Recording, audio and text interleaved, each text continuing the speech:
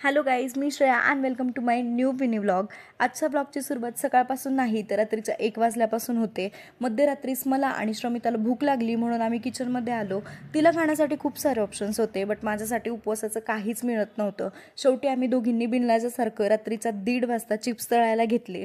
सोबतच देवासमोर ठेवलेलं खरबूज पण घेतलं. खाऊन झालं की 2 तास मोबाईल पाहिला आणि मंदिरात सकाळी 5 वाजता काकडा चालू झाल्यावर झोपी गेले.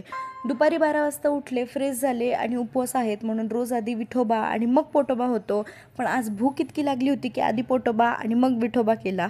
फराळ करून रामाचं दर्शन घेऊन आले आणि घरी येऊन फ्रूट्स खाऊन परत पसरले. तर डायरेक्ट इव्हिनिंगलाच उठलं की परत फ्रूट्स खाल्ले आणि मंदिरात रामरक्षा म्हणायला गेले.